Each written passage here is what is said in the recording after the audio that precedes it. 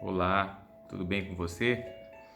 Eu gostaria de compartilhar com você uma meditação na Palavra de Deus. Eu estava refletindo aqui sobre ela e gostaria de contextualizá-la, mas eu gostaria de ler com você. Está em Números capítulo 13, versículo 30 em diante, que diz assim: Então Caleb fez o povo se calar perante Moisés e disse: Subamos e tomemos posse da terra.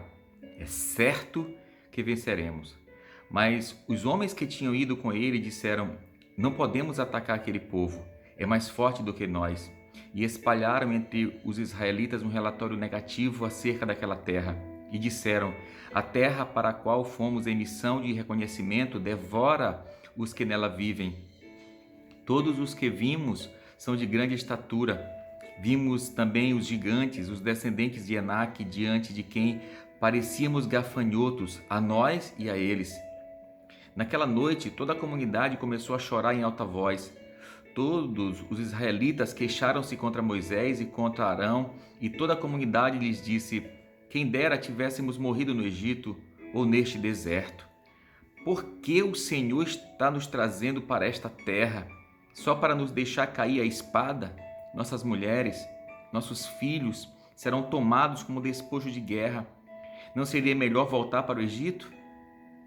E disseram uns aos outros: Escolheremos um chefe e voltaremos para o Egito. Então Moisés e Arão prostraram-se com o rosto em terra diante de toda a assembleia dos israelitas. E Josué, filho de Num, e Caleb, filho de Jefoné, dentre os que haviam observado a terra, rasgaram as suas vestes e disseram a toda a comunidade dos israelitas: A terra que percorremos em missão de reconhecimento é excelente. Se o Senhor se agradar de nós, Ele nos fará entrar nessa terra, onde há leite e mel, com fartura, e a dará a nós. Somente não sejam rebeldes contra o Senhor e não tenham medo do povo da terra, porque nós os devoraremos como se fossem pão. A proteção deles se foi, mas o Senhor está conosco. Não tenham medo. Ah, que palavra boa!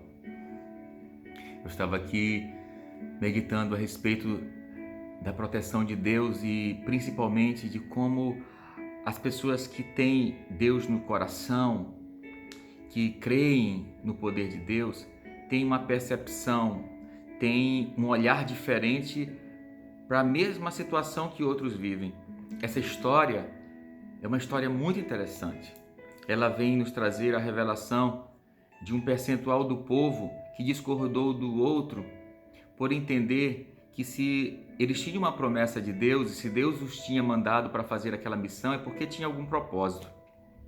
Acontece que Moisés chamou 12 príncipes e pediu que eles fossem responsáveis por espionar uma terra, por averiguar uma terra em que eles tinham recebido como promessa tomar posse, a famosa terra de Canaã. E foram lá os 12 e fizeram reconhecimento e observaram que a terra era maravilhosa, tinha fruto, era farta, mas encontraram lá na terra, além de tudo isso de bom, uns obstáculos. As cidades que tinham na terra era cidade muito fortificada, tinham muros, tinham soldados, tinham gigantes, e isso aí elevou o nível de medo do povo. O obstáculo era tão grande que fez com que o povo ficasse extremamente estarrecido diante de Moisés, ao ponto de dizer para Moisés: Moisés, tu nos trouxe para cá para morrer nesse deserto.